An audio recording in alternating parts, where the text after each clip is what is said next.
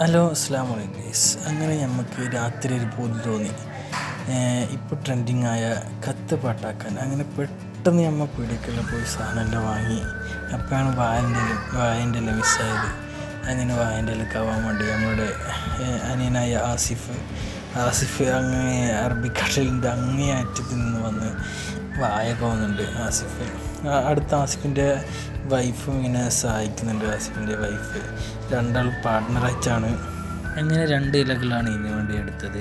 അടുത്ത് ആരിപ്പൂ ഉണ്ട്. ആരിപ്പൂ ഉണ്ട്. അടുത്ത് ചക്ലി ഇങ്ങനെ എടുത്തുകൊണ്ടുണ്ട് ആരിപ്പൂ. അത് കുറേ 2 ഫാമിലി ഒത്തിച്ചാണ് ഈ കത്ത് പാട്ട് ചെയ്യുന്നത്. നമ്മൾ രണ്ടാളും അനുസരിച്ച് മുറിക്കുകയാണ്. ആസിഫും അതുപോലെ തന്നെ ഉമ്മറും രണ്ടാളും അനുസരിച്ച് മുറിക്കുകയാണ്. അതുപോലെ തന്നെ പിന്നെ എല്ലാവർക്കും മുറിക്കാനുള്ള ആകാംക്ഷയാണ്. അത് പെട്ടെന്ന് ഇവരടുത്ത് മുറിക്കുകയാണ്. അതേപോലത്തെ റിസു പറയുമ്പോൾ എല്ലാ അടുത്തുമുണ്ട്. ബാക്കിയാക്കി ഒരു ചെറിയ കഷ്ണങ്ങളാക്കി. അതുപോലെ തന്നെ പൈനാപ്പിൾ മുറിച്ച് ചെറിയ കഷ്ണങ്ങളാക്കി. ഓറഞ്ച് മുറിച്ച് അതും ചെറിയ കഷ്ണങ്ങളാക്കി. ഷമാം പറയുമ്പോൾ എല്ലായിടത്തും ഷമാം കാണുന്നത് അറിയുന്നില്ല. ഷമാം മുറിച്ച് അതും ചെറിയ കഷ്ണങ്ങളാക്കി.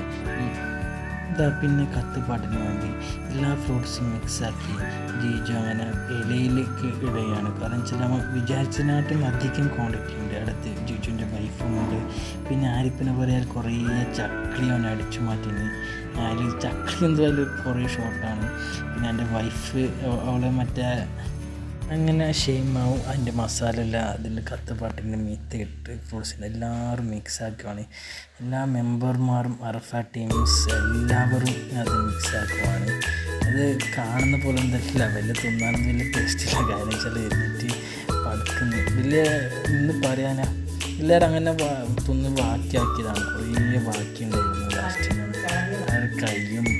കൈ കൊയ്ക്കുന്നില്ല. അതിൻ്റെ എല്ലാം ടേസ്റ്റും വേറെ. അങ്ങനെ ഫാത്തിമ ഭയങ്കര ടേസ്റ്റായത്. ഫാത്തിമക്ക് എല്ലാവർക്കും ഇത് ഫസ്റ്റ് ടൈമുള്ള ഒരു അനുഭവമാണ്. എല്ലാം നല്ല ടേസ്റ്റ് ഉണ്ടായിരുന്നു. കുറേ ബാക്കിയായി.